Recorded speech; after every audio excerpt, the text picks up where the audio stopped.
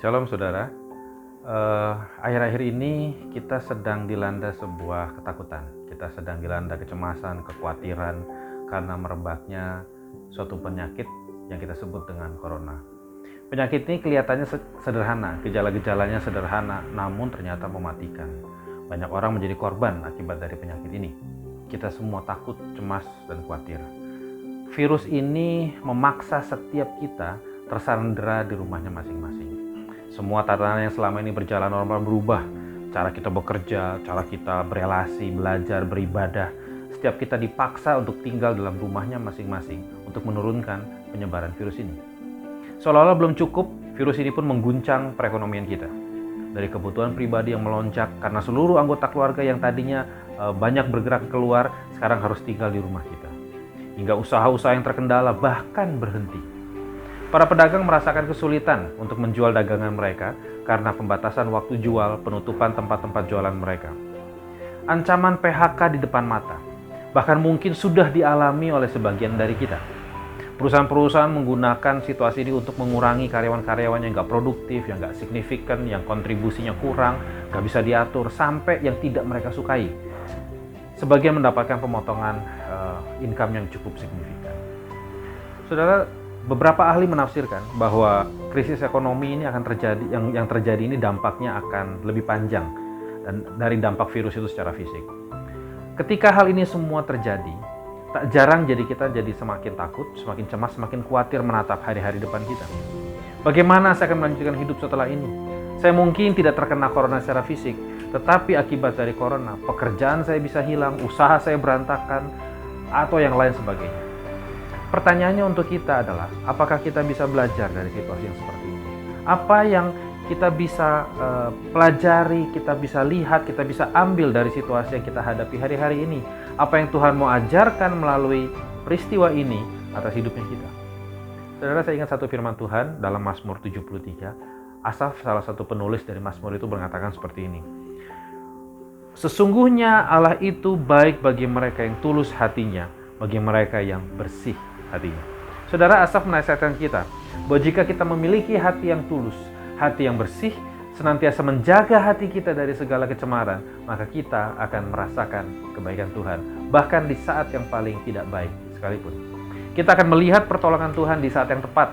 Kita akan mendapat kekuatan, kedamaian, ketenangan ketika menjalani hari-hari yang penuh dengan ketakutan, kecemasan, dan kegamangan. Hati yang tulus, bersih, saudara, bukankah hari-hari ini kita sedang dikembalikan, dimurnikan lagi? Secara pribadi saya merenungkan beberapa hal sepanjang kita mengalami peristiwa-peristiwa yang dalam kehidupan kita. Yang pertama, ketika kita lebih banyak waktu di rumah, apakah kita merasakan atau menghadirkan sukacita? Apakah keluarga kita merasakan sukacita, kedamaian ketika mereka tinggal bersama-sama dengan kita? Lebih banyak daripada biasanya. Apakah ketika kita berkumpul, anak-anak kita, pasangan kita bisa melihat, bisa merasakan, bisa menikmati keberadaan kita, menikmati kebersamaan yang jarang-jarang selama ini kita alami. Ketika kita punya lebih banyak waktu dengan orang terkasih, keluarga kita, apa yang kita lakukan? Apakah kita tetap sibuk dengan diri kita? Sibuk dengan ego kita? Sibuk dengan kesenangan kita sendiri? Sibuk dengan hobi-hobinya kita? Ataukah kita berusaha membangun nilai-nilai untuk anak-anak kita, membangun hubungan yang lebih intim dengan pasangan kita? Itu yang pertama. Yang kedua, ketika kita melakukan ibadah di rumah yang selama ini kita lakukan selama beberapa minggu ini, kita sedang diuji. Apakah kita menikmati, mengalami hadirat Tuhan di tengah-tengah kesendirian kita? Tanpa hingar-bingar musik, tanpa sorot lampu, bahkan keriuhan ibadah komunal yang kita lakukan selama ini. Apakah kita sungguh-sungguh menikmati Tuhan dalam ibadah kita di rumah? Ketika nggak ada orang yang lihat, apakah kita masih setia memberikan persembahan kepada Tuhan sebagai wujud kita bersyukur kepadanya, wujud kita merasakan hadiratnya? Masihkah kita setia dalam memberikan persembahan? Masihkah kita dengan rela hati memberikan persembahan walaupun mungkin kondisinya tidak menyenangkan, walaupun mungkin pendapatan kita tidak seperti biasanya, tapi masihkah kita setia memberikan persembahan kita untuk Tuhan? Saudara, sebagai seorang yang selama ini sibuk melayani di gereja, sibuk wiri-wiri kemana-mana, apakah kita masih tetap berapi-api, tetap semangat, tetap on fire melayani Tuhan ketika nggak ada seorang pun yang melihat kecuali keluarga kita sendiri, kecuali orang-orang yang terkasih dengan kita, kecuali anak-anak kita. Kalau ketika selama ini kita sibuk melayani kemana-mana, sibuk dalam panggung-panggung pelayanan, hari ini kita duduk diam dan merefleksikan kembali, apakah Tuhan masih jadi yang utama di dalam hidupnya kita? Apakah Tuhan masih jadi yang utama dalam pelayanannya kita? Saudara, Hosea 6 ayat 6 berkata, "Sebab aku menyukai kasih setia dan bukan korban sembelihan, dan menyukai pengenalan akan Allah lebih daripada korban-korban bakaran."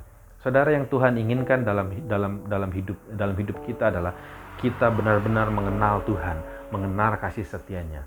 Bukan hanya menghabiskan hidup kita dalam ritual-ritual keagamaan, ritual-ritual pelayanan yang kita lakukan selama ini, tapi kita mengenal Dia, mengenal kasih setianya, mengenal hadiratnya, bahkan di dalam tempat kita, di dalam rumah kita sekalipun. Kalau selama ini mungkin kita merasakan indahnya, nikmatnya, bersama-sama dengan Tuhan, bersekutu dengan Tuhan, ketika kita hari ini di rumah melakukan ibadah kita, apakah kita bisa merasakan hal yang sama? Merasakan hadirat Tuhan yang lebih intim, lebih dalam dengan Tuhan. Saudara, sebagai seorang pekerja, mungkin selama ini kita banyak mengorbankan waktu, perhatian, pekerjaan kita, lebih daripada waktu kita dengan Tuhan, waktu kita dengan keluarga. Hari ini kita diajar untuk mengatur prioritas kembali. Siapa yang utama dalam hidupnya kita? Tuhankah atau pekerjaan? Karirkah atau keluarga? Mungkin saat ini kita banyak menghabiskan waktu membangun karir, prestasi dalam pekerjaan. Tapi hari-hari ini kita diajar lagi bahwa pekerjaan, prestasi, semua itu sifatnya sementara. Tetapi pasangan kita lah yang akan menemani kita sampai nanti kita mati. Anak-anak kita lah warisan yang perlu kita jaga dan didik dengan baik. Jadi saudara, hari-hari ini kita ini sedang dimurnikan, dikalibrasi, dikembalikan ulang agar supaya kita menjadi lebih kuat, lebih bijak, lebih powerful, sehingga nama Tuhan dipermuliakan melalui hidup kita. Yang jika kita sungguh-sungguh belajar mengenal Tuhan, mengenal jalannya, mengenal kehendaknya melalui peristiwa yang kita alami hari-hari ini. Saudara, Paulus menuliskan dalam Roma 8 ayat 28, Allah turut bekerja dalam segala sesuatu untuk mendatangkan kebaikan bagi semua orang yang mengasihinya, yang terpanggil sesuai dengan rencana Allah. Ayat ini mengajarkan kita bahwa dalam kondisi apapun yang kita alami, baik atau buruk, susah atau senang, duka cita atau sukacita, kehilangan ataupun mendapatkan, sakit atau sembuh, ada Allah yang memegang kendali atas segalanya. Dia bisa merubah sukacita kita, dia bisa merubah duka cita kita menjadi sukacita, dia bisa merubah yang tidak mungkin menjadi mungkin, asal kita mau datang padanya, mengenalnya, menanti-nantikannya. Ketika sekitar kita menjadi takut, cemas, khawatir, kuatkan iman kita. Tetap arahkan pandangan kita kepada Tuhan. Tuhan terus mendekat kepadanya, maka pertolongannya, kekuatannya, perkenanannya akan nyata dalam hidup kita.